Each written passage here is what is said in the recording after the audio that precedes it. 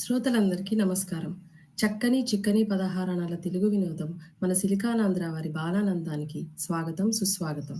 ఈనాటి బాలానందాన్ని నెదర్లాండ్స్ ప్రాంతంలో ఉన్న మనబడి కేంద్రం బాలబాలికలు సమర్పిస్తున్నారు. నాతో పాటు వ్యవహర్తగా ఉండడానికి శ్రీమతి శ్రీదేవి గారు విచ్చేశారు. అలాగే నేను ఇవాల్టి కార్యక్రమానికి అత్తయ్యగా వ్యవహరిస్తున్నాను. నా పేరు గాయత్రి జోషిత్.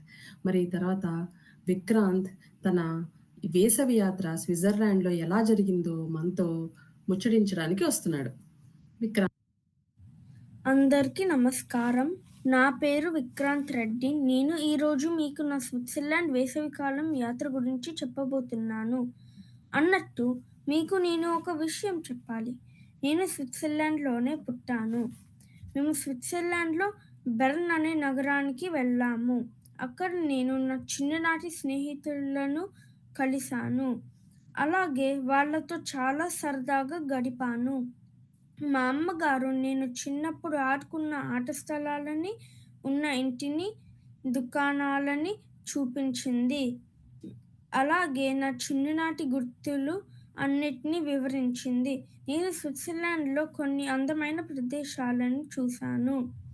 అందులో మొదటిది టెట్లిస్ మంచు పర్వతం. మేము ఆ మంచు పర్వతం పైకి కేబుల్ కారులో వెళ్ళాము. ఆ మంచు పర్వతం 3000 మీటర్ల ఎత్తులో ఉంది. అక్కడ మేము మంచు గుహలోకి వెళ్ళాము.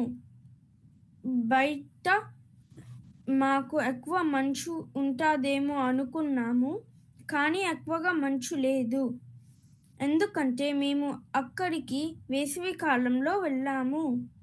అక్కడ ఎండలు చాలా ఉన్నాయి.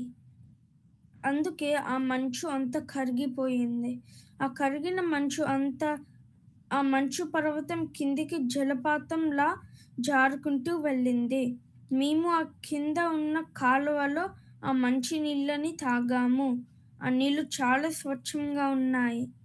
మేము చూసిన రెండవ ప్రదేశం రవాణా వ్యవస్థ సందర్శనశాల అంటే ట్రాన్స్‌పోర్ట్ మ్యూజియం.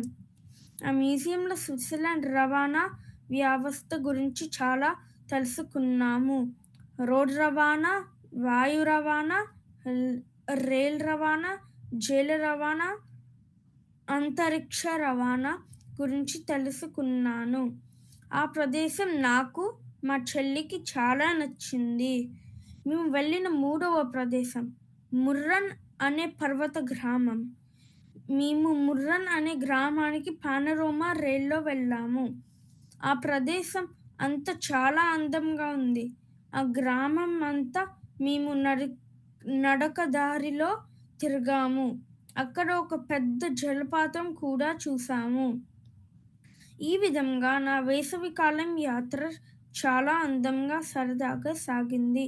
మేము మళ్ళీ తిరిగి నెదర్లాండ్స్‌కి కారులో వచ్చేసాము. అందరికీ ధన్యవాదాలు. ధన్యవాదాలు విక్రాంత్. భలే చెప్పావు తెలుసా? ఎందుకంటే మనం జీవితంలో ఎన్ని ప్రదేశాలు చూసినా, ఎన్ని సార్లు చూసినా, మనం ఎక్కడ పుట్టామో ఆ ప్రదేశం మాత్రం చాలా ప్రత్యేకం. అక్కడికి వెళ్తేనే ఎంతో బావుంటుంది కదా! మాకు కూడా నీ పుట్టిన ప్రదేశమైన స్విట్జర్లాండ్ విషయాలు చక్కగా చెప్పావు. ధన్యవాదాలు విక్రాంత్.